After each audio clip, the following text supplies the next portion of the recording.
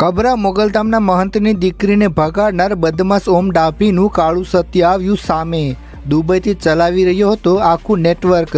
નજીકના લોકો જે ઓમ ડાભીને સાવ નજીકથી જાણે છે તેઓએ કર્યો ખુલાસો। મિત્રો, તમે પણ આ વ્યક્તિનું સત્ય જાણવા માગો છો ને કે કોણ છે આ વ્યક્તિ, કેવી રીતે દુબઈથી બધું કંટ્રોલ કરી રહ્યો હતો અને દરરોજ કેટલા રૂપિયા કમાઈ રહ્યો હતો। સાથે અમે તમને એ પણ જણાવીશું કે આ વ્યક્તિનું બાપુની દીકરી સાથે સેટિંગ કેવી રીતે થયું અને કેવી રીતે તેઓએ લગ્ન કર્યા। મિત્રો, તમને ઘણું બધું જાણવા મળશે, તેથી ધ્યાનથી આ વિડીયો અંત સુધી જરૂર જુઓ। શરૂઆત કરીએ તે પહેલાં એક લાઈક જરૂર કરજો। મિત્રો, ઓમ ડાભી છેલ્લા 4-5 વર્ષથી બુકીનું કામ કરી રહ્યો છે। દુબઈના એક વ્યક્તિના ઇશારા પર કચ્છના લોકોને રમત રમાડવા માટે તેઓ પ્રેરિત કરે છે।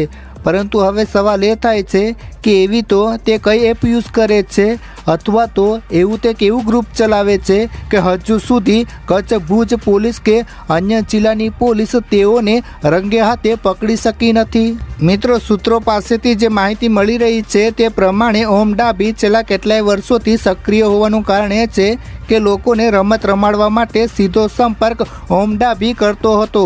કહેવાનો મતલબ એ છે કે ઓમ ડાભીનું એક પ્રકરણ ચાલતું હતું જે કચ્છની અંદર દરેક શહેરોની અંદર દરેક તાલુકાઓની અંદર આખું ગ્રુપ ફેલાયેલું હતું અને એ ગ્રુપ થકી તેમના જે માણસો છે તે સીધો સંપર્ક ઓમ ડાભી સુધી કરાવતા હતા અને ઓમ ડાભી આખું ગ્રુપ દુબઈથી ચલાવતો હતો।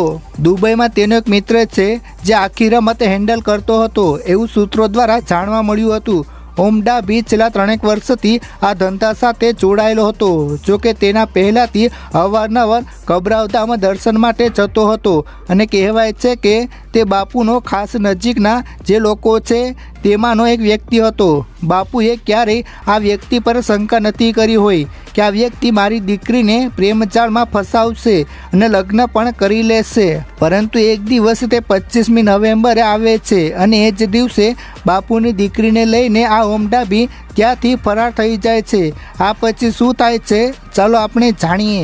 અત્યાર સુધી આ મામલામાં એવું લાગતું હતું કે ભુજનો બુકી યુવાન ઓમ ડાભી દરજી બાપુની દીકરીને બળજબરીથી ઉઠાવી ગયો છે, પરંતુ જે રીતે બંનેના લગ્ન ફોટા અને મેરેજ સર્ટિફિકેટના ફોટા વાયરલ થઈ રહ્યા છે તેના ઉપરથી એમ લાગે છે કે દીકરી તેની મરજીથી ઘર છોડીને બુકી સાથે જતી રહી હતી। ઉલ્લેખનીય છે કે ભચાઉ પોલીસ મથકમાં દાખલ થયેલી ગુમ નોંધને પગલે પોલીસે ટેકનિકલ સર્વેસને આધારે બંનેને 5 દિવસે વલસાડ જિલ્લામાંથી ઝડપી લેવામાં આવ્યા હતા। ભચાઉ પોલીસની એક ટીમ બંનેને લેવા માટે શુક્રવારે વલસાડ જવા માટે નીકળી હતી। જો કે લાખો લોકોના આસ્થામાં પવિત્ર ધામમાં દર્શનના નામે 3 વર્ષથી કબરા આવતા બદમાશ બુકીના આ નિંદનીય કૃત્યથી શ્રદ્ધાળુઓમાં ભારે રોષ જોવા મળી રહ્યો છે।